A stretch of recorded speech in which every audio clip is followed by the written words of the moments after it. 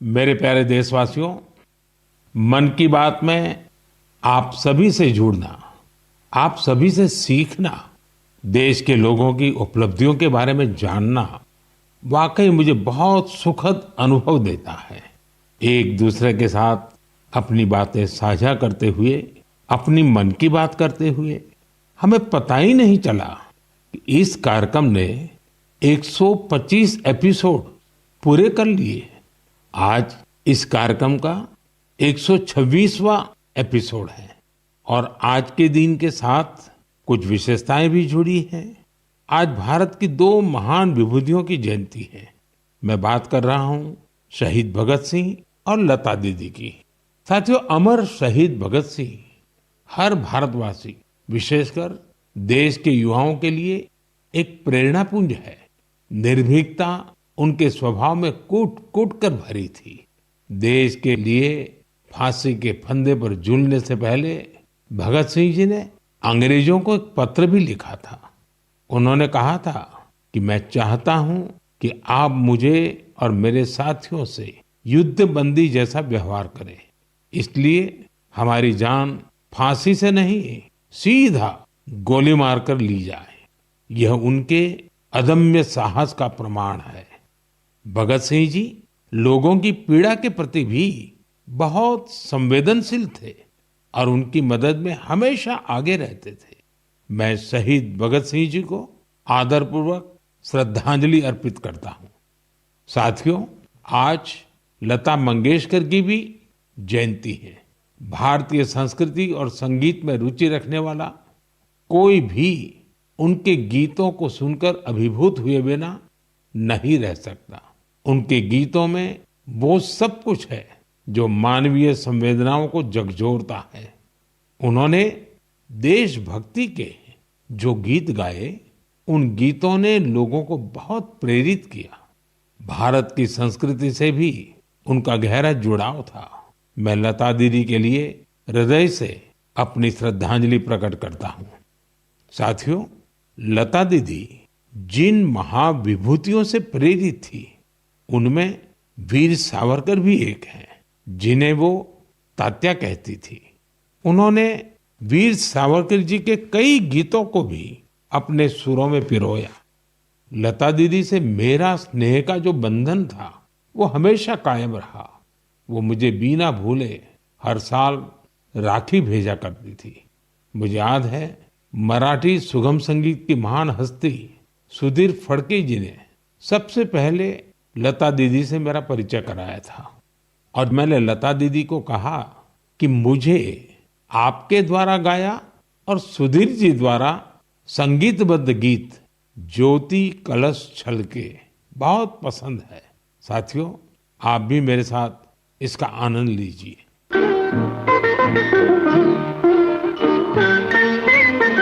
ज्योति कलश छलके, ज्योति कलश छलके, ज्योति कलश छलके, ज्योति कलश छलके।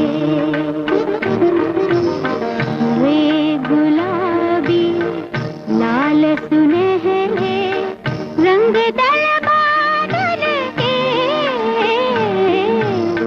ज्योति कलश छलके। मेरे प्यारे देशवासियों, नवरात्रि के इस समय में हम शक्ति की उपासना करते हैं। हम नारी शक्ति का उत्सव मनाते हैं। बिजनेस से लेकर स्पोर्ट्स तक और एजुकेशन से लेकर साइंस तक, आप किसी भी क्षेत्र को लीजिए, देश की बेटियां हर जगह अपना परचम लहरा रही हैं। आज वे ऐसी चुनौतियों के भी पार कर रही हैं जिनकी कल्पना तक मुश्किल है। अगर मैं आपसे ये सवाल करूं, क्या आप समंदर में लगातार 8 महीने रह सकते हैं? क्या आप समंदर में पतवार वाली नाव यानी हवा के वेग से आगे बढ़ने वाली नाव से 50,000 किलोमीटर की यात्रा कर सकते हैं? और वो भी तब जब समंदर में मौसम कभी भी बिगड़ जाता है। ऐसा करने से पहले आप 1000 बार सोचेंगे, लेकिन भारतीय नौसेना की 2 बहादुर ऑफिसर्स ने नाविका सागर परिक्रमा के दौरान ऐसा कर दिखाया है। उन्होंने दिखाया है कि साहस और दृढ़ संकल्प होता क्या है। आज मैं मन की बात के श्रोताओं को इन 2 जाबाज ऑफिसर से मिलवाना चाहता हूं। एक है लेफ्टिनेंट कमांडर दिलना और दूसरी है लेफ्टिनेंट कमांडर रूपा। ये दोनों ऑफिसर्स हमारे साथ फोन लाइन पर जुड़ी हुई हैं। हेलो। Hello sir. नमस्कार जी। नमस्कार सर। तो मेरे साथ लेफ्टिनेंट कमांडर दिलना और लेफ्टिनेंट कमांडर रूपा दोनों हैं आप साथ में? जी सर, दोनों है। चलिए आप दोनों को नमस्कारम और वणक्कम। वणक्कम सर। नमस्कारम सर। अच्छा, सबसे पहले तो देशवासी सुनना चाहते हैं आप दोनों के बारे में, आप जरा बताइए। सर, मैं लेफ्टिनेंट कमांडर दिलना हूँ और मैं इंडियन नेवी में लॉजिस्टिक्स कैडर से हूँ सर।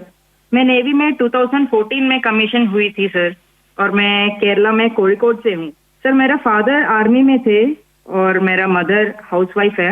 मेरा हस्बैंड भी इंडियन नेवी में ऑफिसर है सर, और मेरा सिस्टर एनसीसी में नौकरी करती है।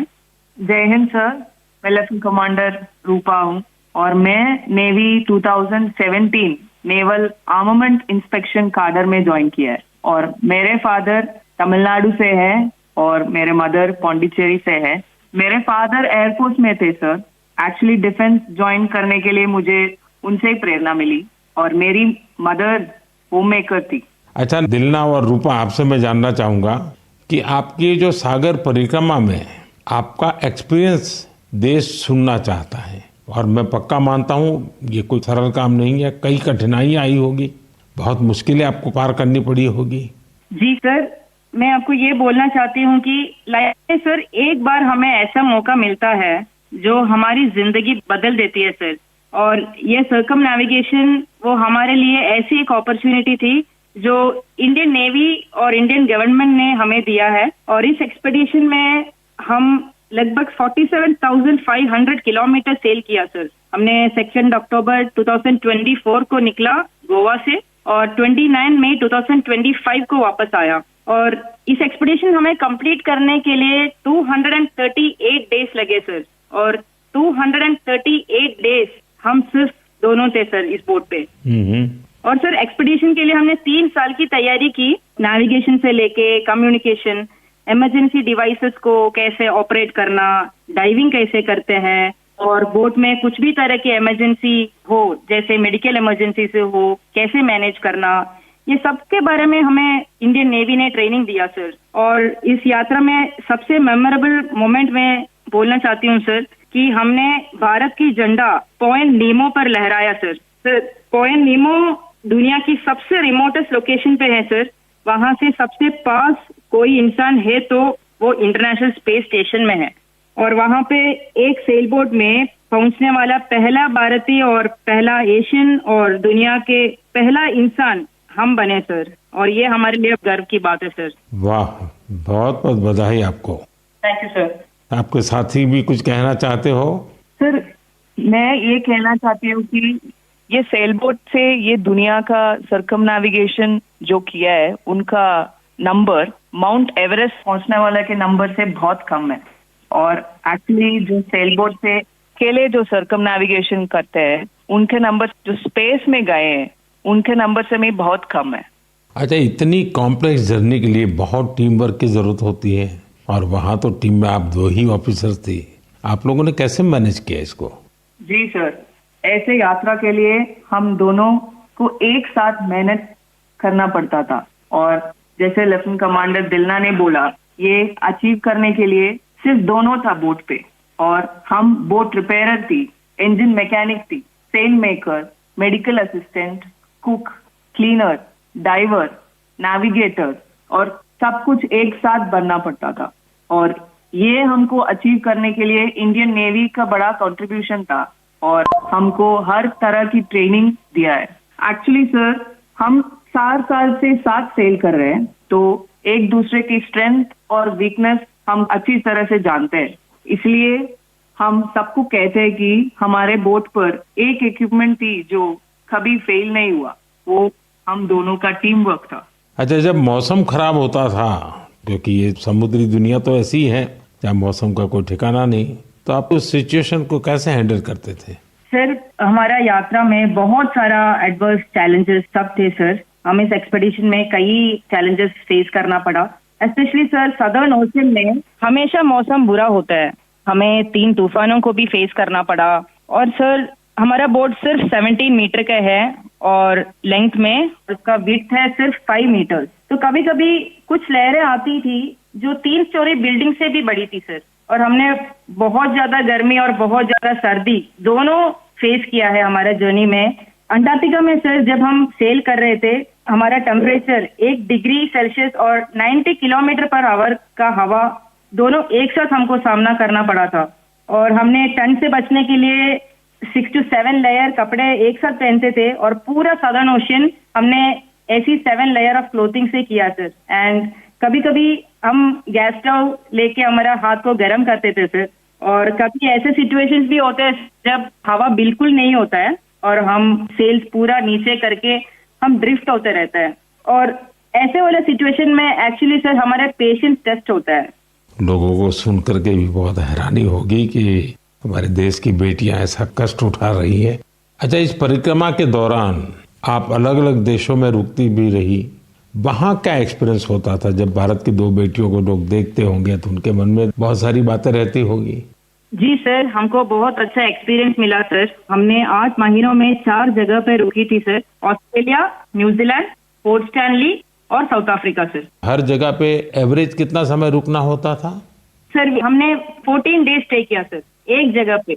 एक जगह पे 14 डेज? Correct sir. और सर, हमने दुनिया के हर कोने में भारतीय को देखे सर। वो भी बहुत एक्टिव और बहुत कॉन्फिडेंस के साथ भारत का नाम रोशन कर रहे हैं। और हमको ऐसे लगा कि हमारा जो सक्सेस है सर, वो अपना भी सक्सेस समझते थे। एंड हर जगह पे हमें अलग अलग एक्सपीरियंस मिला। जैसे ऑस्ट्रेलिया में वेस्टर्न ऑस्ट्रेलियन पार्लियामेंट के स्पीकर ने हमें बुलाया, वो हमें बहुत मोटिवेट किया सर। और हमेशा ये ऐसे सब चीज होता है सर, हमें बहुत गर्व होता था। और जब न्यूजीलैंड में गए तब माओरी लोगों ने हमें स्वागत किया और हमारा भारतीय कल्चर के लिए बहुत रेस्पेक्ट दिखाया सर। एंड एक इम्पोर्टेंट चीज है सर, पोर्ट स्टैनली एक रिमोट आइलैंड है सर, वो साउथ अमेरिका के पास है। वहाँ पे टोटल पॉपुलेशन सिर्फ 3500 है सर। लेकिन वहाँ हमने एक मिनी इंडिया देखा एंड वहाँ पे 45 इंडियंस थे। उन्होंने हमें अपना समझा और हमें घर जैसा महसूस कराया सर। अच्छा, देश की उन बेटियों के लिए आप दोनों क्या मैसेज देना चाहेगी जो आपकी तरह ही कुछ अलग करना चाहती हैं? सर, मैं लेफ्टिनेंट कमांडर रूपा बोल रही हूँ अभी। मैं आपके माध्यम से मैं सबको ये कहना चाहती हूँ कि अगर कोई भी अपने दिल लगा के मेहनत किया तो इस दुनिया में कुछ भी इम्पॉसिबल नहीं है। आप कहाँ से हो, कहाँ पैदा हुआ, वो कुछ मैटर नहीं करता। सर, ये हम दोनों का इच्छा है कि भारत की युवा और महिलाएं बड़े बड़े सपना देखें और फ्यूचर में और गर्ल्स और विमेन डिफेंस में, स्पोर्ट्स में, एडवेंचर में शामिल होके देश का नाम रोशन करें। दिलना और रूपा, आपकी बातें सुनकर मुझे भी बहुत रोमांच अनुभव हो रहा है कि कितना बड़ा साहस आपने किया है। आप दोनों को मेरी तरफ से बहुत बहुत धन्यवाद। निश्चित तौर पर आपकी मेहनत, आपकी सफलता, आपकी अचीवमेंट देश के युवकों को, देश की युवतियों को बहुत प्रेरित करेगी। ऐसे ही तिरंगा लहराते रहिए। भविष्य के प्रयासों के लिए आपको मेरी ढेरों शुभकामनाएं। Thank you sir. बहुत बहुत धन्यवाद। वणक्कम, नमस्कारम। नमस्कार सर। साथियों, हमारे पर्व त्योहार भारत की संस्कृति को जीवंत बनाए रखते हैं। छठ पूजा ऐसा एक पावन पर्व है जो दिवाली के बाद आता है। सूर्य देव को समर्पित यह महापर्व बहुत ही विशेष है। इसमें हम डूबते सूर्य को भी अर्घ्य देते हैं, उनकी आराधना करते हैं। छठ न सिर्फ देश के अलग अलग हिस्सों में मनाई जाती है, बल्कि दुनिया भर में इसकी छठा देखने को मिलती है। आज यह एक ग्लोबल फेस्टिवल बन रहा है। साथियों, मुझे आपको ये बताते हुए बहुत खुशी है कि भारत सरकार भी छठ पूजा को लेकर एक बड़े प्रयास में जुटी है। भारत सरकार छठ महापर्व को यूनेस्को की इंटेंजिबल कल्चरल हेरिटेज लिस्ट यानी यूनेस्को की सांस्कृतिक धरोहर की सूची में शामिल कराने का प्रयास कर रही है। छठ पूजा जब यूनेस्को की सूची में शामिल होगी तो दुनिया के कोने कोने में लोग इसकी भव्यता और दिव्यता का अनुभव कर पाएंगे। साथियों, कुछ समय पहले भारत सरकार के ऐसे ही प्रयासों से कोलकाता की दुर्गा पूजा भी यूनेस्को की इस लिस्ट का हिस्सा बनी है। हम अपने सांस्कृतिक आयोजनों को ऐसे ही वैश्विक पहचान दिलाएंगे तो दुनिया भी उनके बारे में जानेगी, समझेगी, उनमें शामिल होने के लिए आगे आएगी। साथियों, 2 अक्टूबर को गांधी जयंती है। गांधी जी ने हमेशा स्वदेशी को अपनाने पर बल दिया और उनमें खादी सबसे प्रमुख थी। दुर्भाग्य से आजादी के बाद खादी की रौनक कुछ फीकी पड़ती जा रही थी, लेकिन बीते 11 साल में खादी के प्रति देश के लोगों का आकर्षण बहुत बढ़ गया है। पिछले कुछ वर्षों में खादी की बिक्री में बहुत तेजी देखी गई है।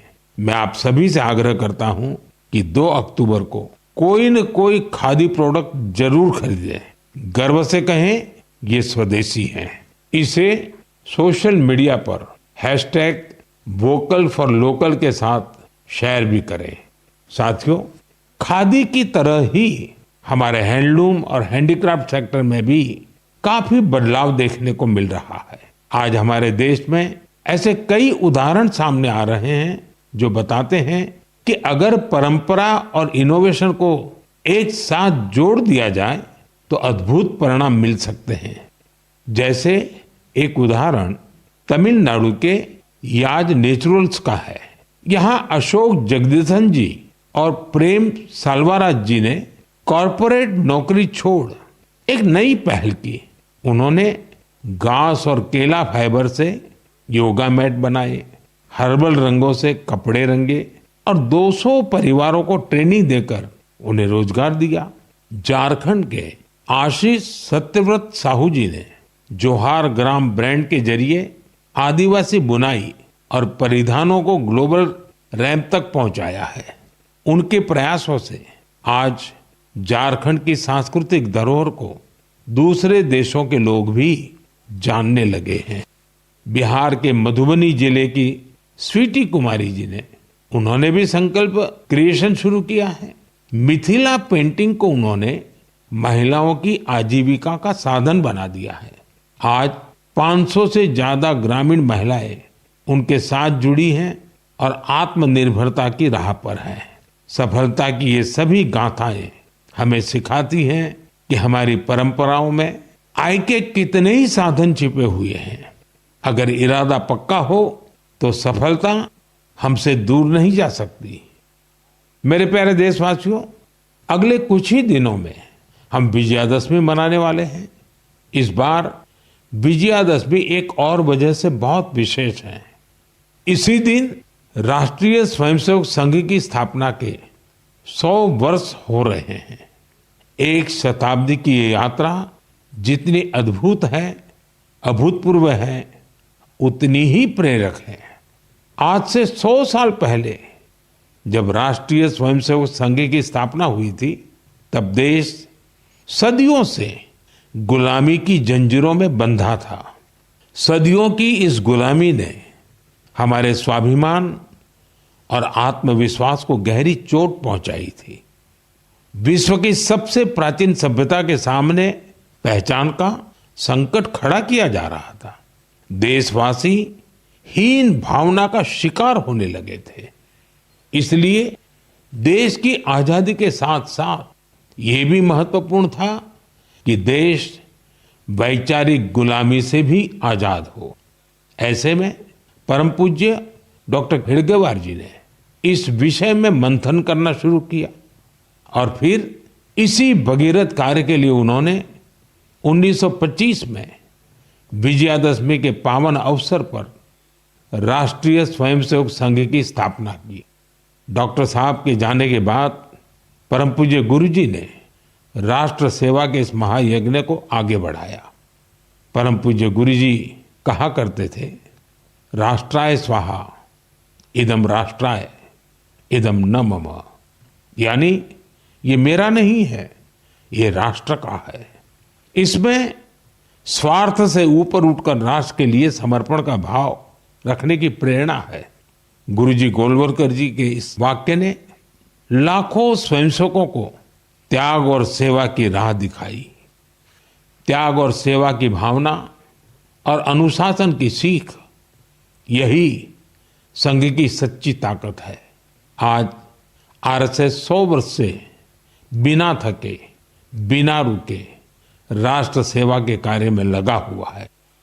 इसलिए हम देखते हैं देश में कहीं भी प्राकृतिक आपदाएं, आरएसएस के स्वयंसेवक सबसे पहले वहां पहुंच जाते हैं। लाखों लाख स्वयंसेवकों के जीवन के हर कर्म, हर प्रयास में राष्ट्र प्रथम, नेशन फर्स्ट की यह भावना हमेशा सर्वोपरि रहती है। मैं राष्ट्र सेवा के महायज्ञ में स्वयं को समर्पित कर रहे प्रत्येक स्वयंसेवक को अपनी शुभकामनाएं अर्पित करता हूं। मेरे प्यारे देशवासियों, अगले महीने 7 अक्टूबर को महर्षि वाल्मीकि जयंती है। हम सब जानते हैं महर्षि वाल्मीकि भारतीय संस्कृति के कितने बड़े आधार है। ये महर्षि वाल्मीकि ही थे जिन्होंने हमें भगवान राम की अवतार कथाओं से इतने विस्तार से परिचित करवाया था। उन्होंने मानवता को रामायण जैसा अद्भुत ग्रंथ दिया। साथियों, रामायण का ये प्रभाव उसमें समाहित भगवान राम के आदर्शों और मूल्यों के कारण है। भगवान राम ने सेवा, समरसता और करुणा से सबको गले लगाया था। इसलिए हम देखते हैं महर्षि वाल्मीकि के रामायण के राम माता शबरी और निषाद राज के साथ ही पूर्ण होते हैं। इसलिए साथियों, अयोध्या में जब राम मंदिर का निर्माण हुआ तो साथ में निषाद राज और महर्षि वाल्मीकि का भी मंदिर बनाया गया है। मेरा आपसे आग्रह है, आप भी जब अयोध्या में रामलला के दर्शन करने जाएं तो महर्षि वाल्मीकि और निषाद राज मंदिर के दर्शन जरूर करें। मेरे प्यारे देशवासियों, कला, साहित्य और संस्कृति की सबसे खास बात होती है कि ये किसी एक दायरे में बंधी नहीं होती। इनकी सुगंध सभी सीमाओं को पार कर लोगों के मन को छूती है। हाल ही में पेरिस के एक कल्चरल इंस्टीट्यूट सौंथ मंडपा ने अपने 50 वर्ष पूरे किए। इस सेंटर ने भारतीय नृत्य को लोकप्रिय बनाने में अपना व्यापक योगदान दिया है। इसकी स्थापना मिलेना साल्विनी ने की थी। उन्हें कुछ वर्ष पहले पद्मश्री से सम्मानित किया गया था। मैं सौंथ मंडपा से जुड़े सभी लोगों को बहुत बधाई देता हूं और भविष्य के प्रयासों के लिए उन्हें शुभकामनाएं देता हूं। साथियों, अब मैं आपको 2 छोटी ऑडियो क्लिप सुना रहा हूं। इन पर ध्यान दीजिएगा। दयालु सित किन सितना मिनिहा कौरुंदो मसबंदे मिनिहा गन सुंदिने नैनु वेदो बिंद कुदु सितुवे दयालु सित किन सितना मिनिहा कौरुंदो मसबंदे मिनिहा गन सुंदिने। अब दूसरी क्लिप भी सुनिए। மனிதன் மனிதனுக்காயில்லையே, மற்றதுதான் இங்கு கவலைப்படும். கருணையுள்ளத்தில் பரவிடவே அன்பு செய்வாய் நீ என் தோழா. மனிதன் மனிதனுக்காயில்லையே, மற்றதுதான் இங்கு கவலைப்படும். கருணையுள்ளத்தில் பரவிடவே. साथियों, ये आवाज इस बात की साक्षी है कि कैसे भूपेन हजारिका जी के गीतों से दुनिया भर के अलग अलग देश आपस में जुड़ते हैं।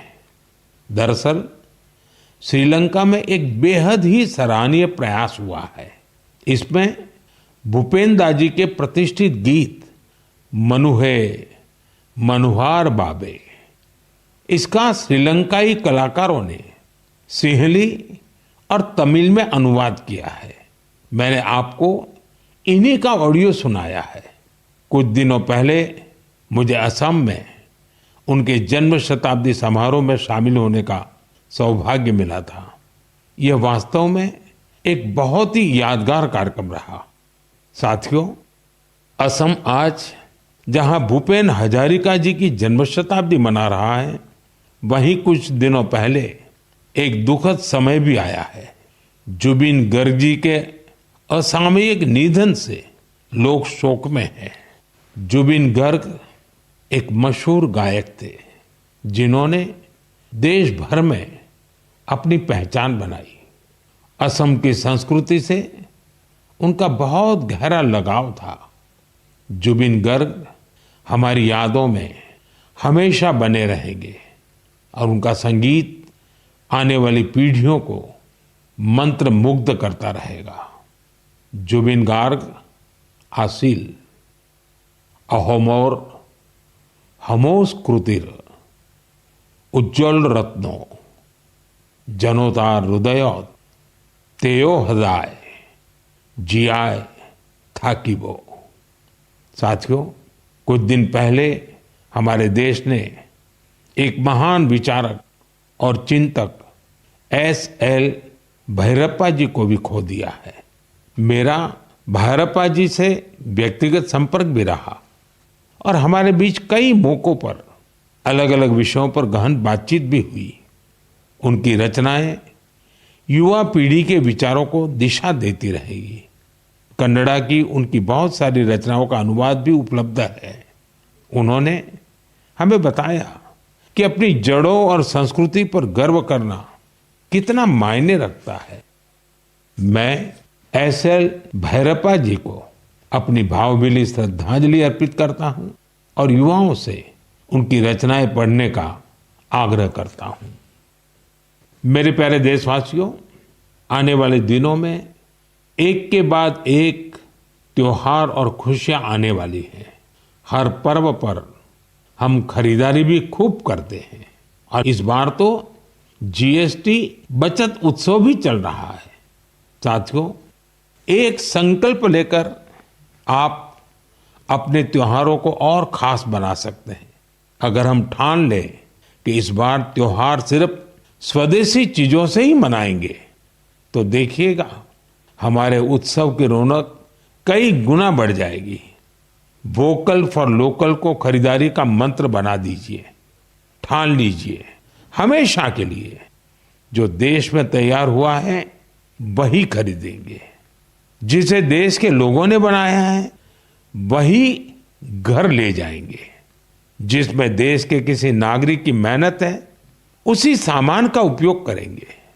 जब हम ऐसा करते हैं तो हम सिर्फ कोई सामान नहीं खरीदते, हम किसी परिवार की उम्मीद घर लाते हैं, किसी कारीगर की मेहनत को सम्मान देते हैं, किसी युवा उद्यमी के सपनों को पंख देते हैं। साथियों, त्योहारों पर हम सब अपने घर की सफाई में जुट जाते हैं, लेकिन स्वच्छता सिर्फ घर की चार दीवारी तक सीमित न रहे।